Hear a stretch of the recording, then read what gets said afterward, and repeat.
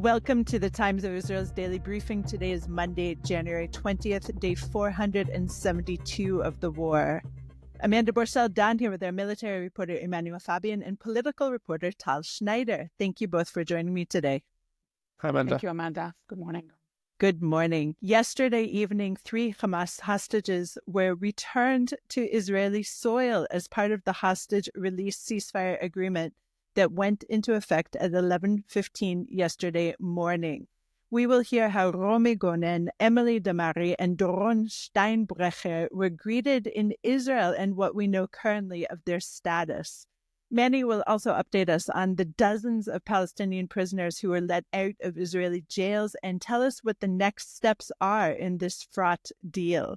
Tal is here and we'll learn about the political fallout of the deal, including the newly vacant ministerial posts in the government. We'll also hear about what could be Jewish or Israeli from the presidential inauguration today in Washington, D.C. For the first time since November 2023, 3 hostages taken during the October 7th, 2023 attack on Israel were released by Hamas on Sunday, yesterday, under the ceasefire deal, returning to Israel after 471 days of captivity in Gaza. They were reunited with their families, and their release came after a tense morning in which their names were not handed over by Hamas as per the agreement. And frankly, Manny, I don't know about you, but I certainly was not certain that there was going to be a release at all sometimes yesterday. But the return of the 3 Israeli women, Romi Gonen, Damari, and Doron Steinbrecher, seemed to proceed actually relatively smoothly, wouldn't you say, Manny? What did you see? I would definitely say I was surprised by how well Hamas was on time. This release, I remember in the November deal, they said 4 p.m. and it was delayed until the very late evening hours. I think this time, because of the delay with actually giving over the names, they were pressured by the mediators to actually be on time with the release itself. So pretty much at 4 p.m., Red Cross convoy crossed from southern Gaza to northern Gaza, crossed to the Netzarim corridor area, reached this sort of city square in Gaza City, the Saraya Square, where hundreds of Palestinians gathered alongside dozens of armed Hamas members in their uniform, of course. They only put on the uniform during ceasefires, not during actual fighting. And after about, I think it was like a half an hour, 45 minutes, the hostages were handed over from the Hamas vehicle that they were in to a Red Cross vehicle. That only took a few seconds. And then from there, they were quickly rushed to an army position in the Netzarim corridor and met up with special forces, and then they brought them out of the strip. Only took a few minutes from there to reach an army facility near the border where their mothers of the 3 hostages were waiting for them. They were at this facility for maybe an hour or so for an initial checkup, to change clothes, and then from there they were helicoptered to Tel Shomer Hospital in central Israel to meet with the rest of their families and undergo proper medical care. We've seen that some of the hostages, they're in relatively good physical condition, but of course, Damari, from the pictures we saw, she's missing 2 fingers. They were shot off during the October 7th attack. I don't know about you, but when we first saw the girls rushing from one vehicle to the other, I have to say I was so relieved that they were, number one, on 2 legs, number 2, that they could run from one car to the other. How were they received in Israel? How was the news of their release received here? So first, we know from former releases of hostages that the adrenaline and the atmosphere makes them look, pretty good.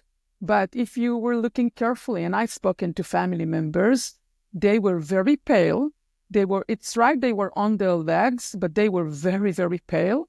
And as part for one of them, which I spoken with a very close relative of her, she lost a lot of weight, and she's even looks shorter than she used to be, which is I don't know how to account that, but she doesn't look all the same as things were before this horrific time of 15 months. And I beg our listeners to think that, sometimes on the release day, they all look happy and relieved, but this is not the real truth for this horrible tale behind the scene. And we do know that as of this morning, Monday morning, they are all going through extensive checkups as per nutrition, as per other situations, and the hospitals and other forms of government asked us to, not, we don't know the details, but, those details will remain private, and they will go today through some extensive care and, trying to assess what took place. And as said by many, we've seen Emily's hand missing fingers. She was shot during the kidnap. And we also know that Romi Gonen was also shot and wounded during the kidnap. It's 15 months ago, so we don't know what's, underneath the clothing, but, let's take that into account. As per the environment in the country, you have seen, I think the Israeli public was, I wouldn't say cheerful, but relieved. And we can judge it by the numbers on the screen. We know there were like 44% rating for the shows last night on the TV. It means that almost half of the Israeli public was sitting either, this is just TV, this is not even, video online and stuff like that. So it's not, the numbers, they are like, numbers that you never see numbers like that for any type of event. So the entire public was glued to their desks or TV sets or to the radios, listening on every little account, watching the event unfold. I may also add that the release itself, the first 20 minutes where we watch it on Al Jazeera, basically, were very, very scary. It is true that they were on their legs, but they were surrounded by a huge crowd that banging on the cars. It was very frightening. But then, when we saw him on the choppers and being led to the hospital, we all were crying with the families, crying with Romi's dad, crying with, Doron Steinbrecher dad. By the way, it was interesting to see the moms were greeting them on the border, and the dads were completely, wrecked, crying their hearts out in front of the TVs. And it was just, it's like a family scenes that are very, very touching to watch. We know, Romi's brothers and sisters, Emily, 2 brothers, Doron's 2, one brother and 1 sister. All of them, the sisters and the brothers, were heavily engaged in this fight to return them through this year. And they were very exposed to the media. This is private people who came to the front of the TVs every night in our life for a year now. And it was very exciting to watch all of them hugging their loved one. And, it's interesting thing for me to see that from the entire family's, announcement that they sent out, all of them said 94 more people are in there. And this is our nice, our great day, but we want the rest of the 94 people out as soon as possible. 94 more people are in Gaza, and Israel released 90 Palestinian security prisoners early Monday morning, this morning, hours after Hamas released these 3 civilian hostages. And Manny, we're hearing that these inmates included terror convicts, but reportedly none of this set were convicted of murder. Do you know where were they taken and how are they greeted in general? So among the 90, as far as we understand, 69 of them were women, including 1 minor. And there were 8 male minors and then 13 adult men. None of them are accused of murder, but they are accused of terror acts in one way or another. Some who are related to deadly attacks but weren't convicted of murder. So 78 of them are West Bank residents, so they were released at the Betunia checkpoint. It's near the Ofer prison, so they were basically released into the West Bank directly, and then 12 of them are East Jerusalem residents. So they were taken back into the city through a police detention center. And this is how this sort of mechanism will work in the future releases. We're going to see now every Saturday for the next few weeks. West Bank residents will be sent through the Betunia checkpoint, and East Jerusalem they'll be brought back into the capital.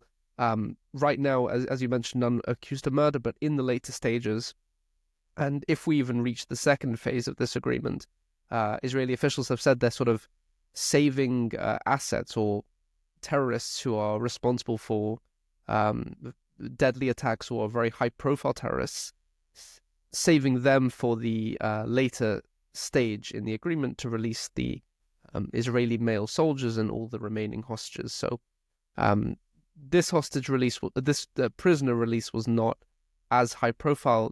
Some names are known, like Khalida Jarrar, who's a leader of the Popular Front for the Liberation of Palestine. She's relatively well known. She was allegedly masterminded a 2019 bombing that killed a 17-year-old Israeli. But she wasn't actually charged with murder in that case. She was charged with being a member of PFLP. So we're not talking about high-profile terrorists just yet.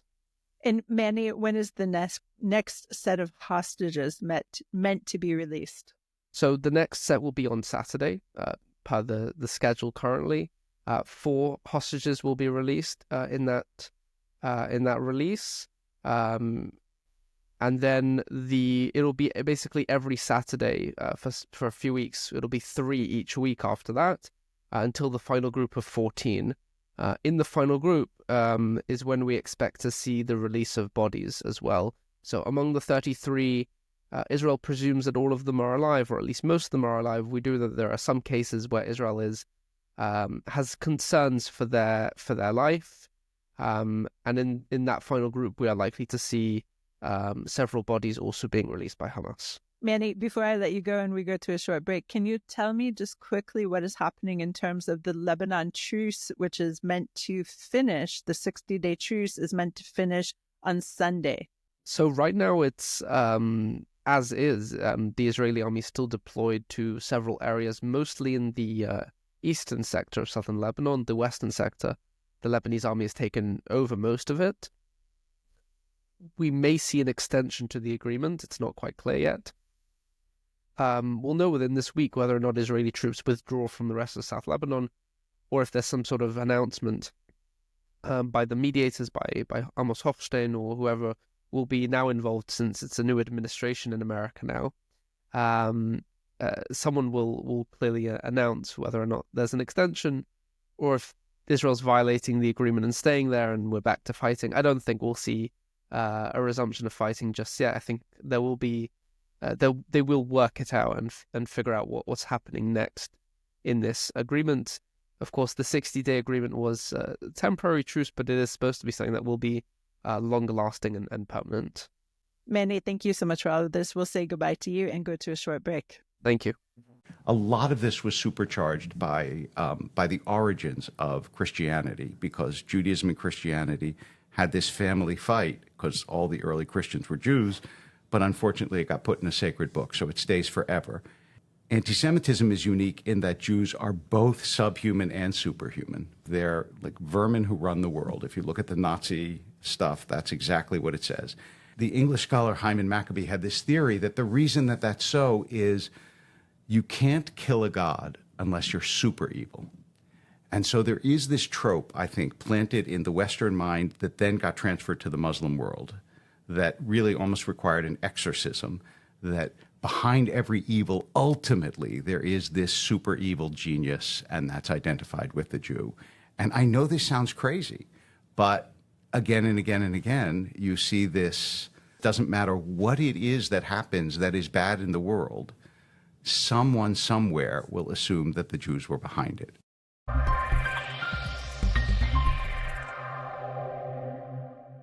And we're back. Tal, National Security Minister Itamar Ben-Gvir's far-right Otzma Yehudit party quit the coalition yesterday morning, following through on its threat to exit if the government agreed to a ceasefire agreement with Hamas in the Gaza Strip.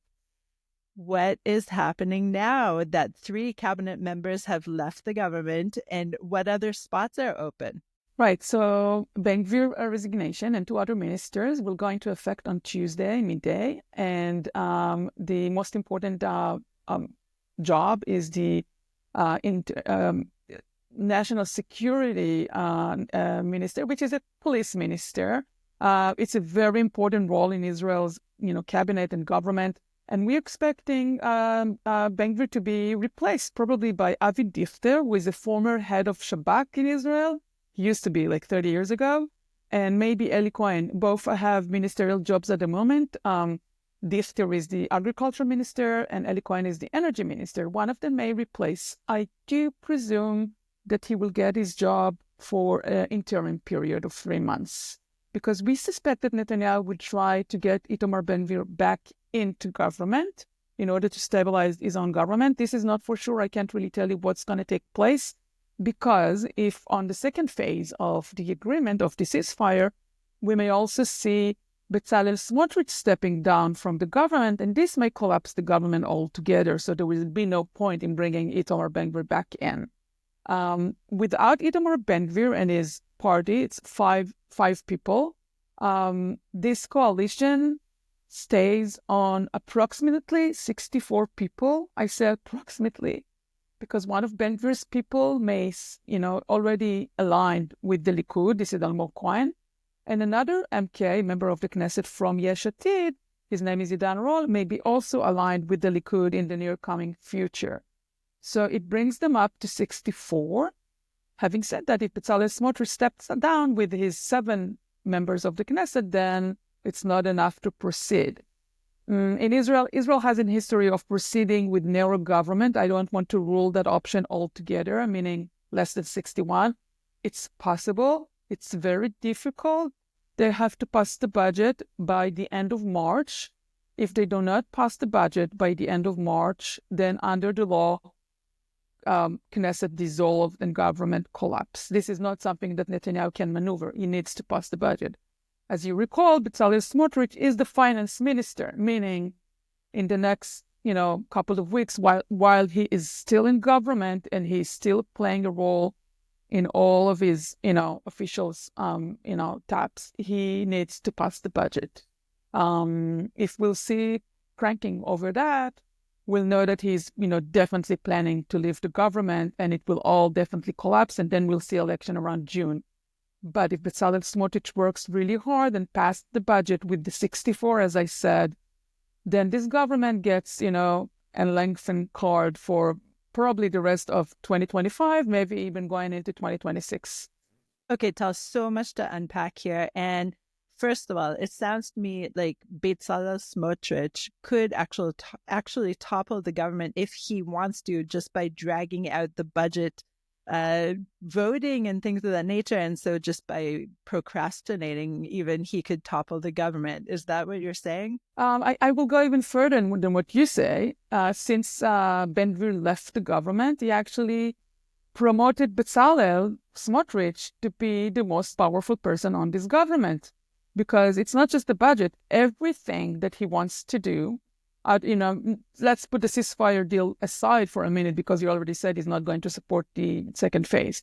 But every other aspect, building in the Judea and Samaria, the West Bank, or providing more money to whatever, everything he wants to do, he can.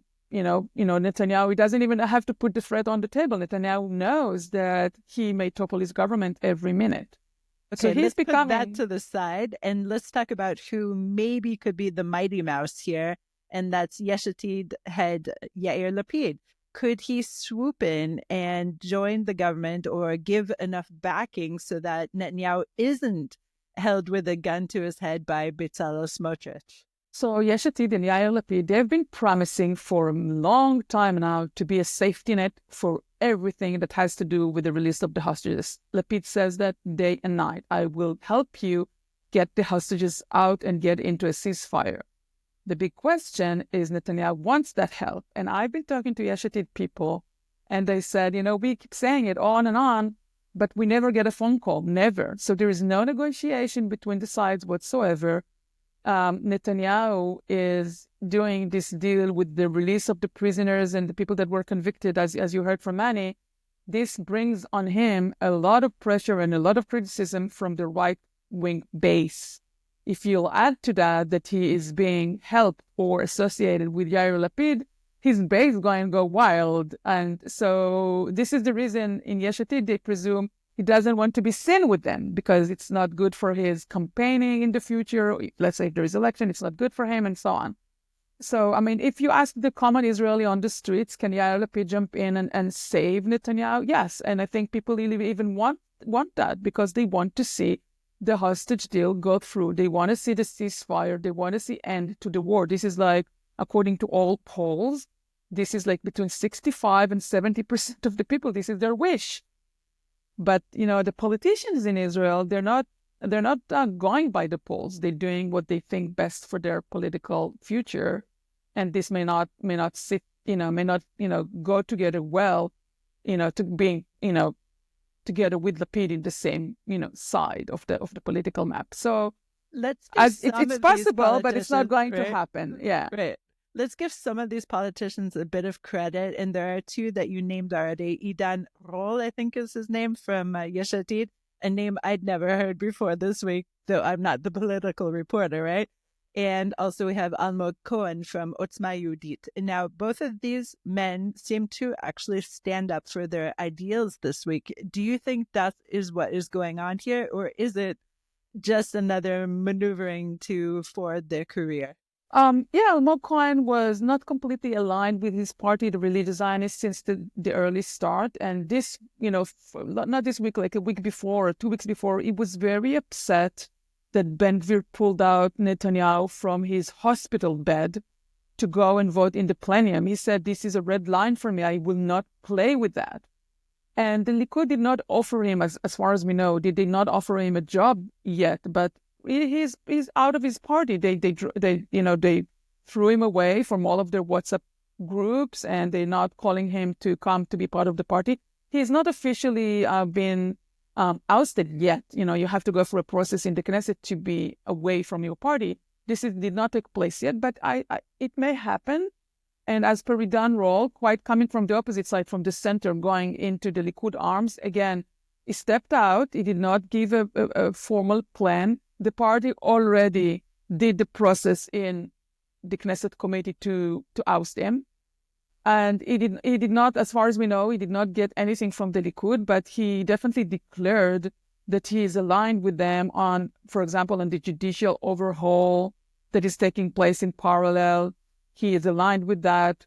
He is aligned with, how do you say that? They call it like mass deportation of Palestinians from Gaza, for example, things that are very right wings. So he is there. He's waiting for an offer, but he may be aligned. If this Knesset will go on for a while, he will stay a member of the Knesset. But, political future, I'm not sure. Okay, so let's talk about the comeback kid, and that is, of course, Donald Trump, who is being inaugurated today. Now, I know that Rabbi Ari Berman, the head of Yeshiva University, will be there to deliver a benediction, a blessing. What else do we know about all that is Jewish or Israeli at the inauguration today? Right. So Ari Berman, considered by, Israel to be Israeli because he moved to Israel a while back, and he lived in Israel for many, many years until he became the president of Yeshiva University. And 3 of his sons served in IDF. And I think maybe his youngest or one of his sons actually participated in the current war. So can you get more Israeli than that? And he will be speaking right after the incoming president, the president. He will be speaking first, just a little bit before the Christians and the Muslims' prayers. It's a great honor to Yeshiva University. I suppose, I don't know what he's going to say, but I think he will also, not just the Israeli war, he will also talk about colleges and university in the United States, because he was very engaged in the fallout of all of the demonstrations in the campuses. He was very engaged in uniting a lot of campuses and colleges, presidents and leaders to be united against anti-Semitism. So he will definitely take on that. He will talk about the hostages. I'm pretty sure about the remaining 94 hostages. This is a main issue in Israel, and it probably will remain an issue with the coming administrations, because how do you make sure that Netanyahu goes on with the program, as we just said earlier in this conversation? So all of those issues and, some verses, some, religious atmosphere, I suppose, that will bring, the Bible and Judaism, right into our stomach when we're going to see him, talking from here. It's always exciting to see the pluralism in the United States when you have a rabbi, a Christian leader, and a Muslim leader, on such a big stage, being united for human values and, biblical values. It's always very, very touching to see that. Tal, thank you so much for your updates and insights today. Thank you, Amanda. It's good to be here. Always. Thank you so much for listening to the Times of Israel's Daily Briefing. Please check out another installment tomorrow. This episode was produced by the Podwaves. If you have any questions or comments about this or any other episode, please drop us an email to podcast@timesofisrael.com. Until tomorrow, shalom.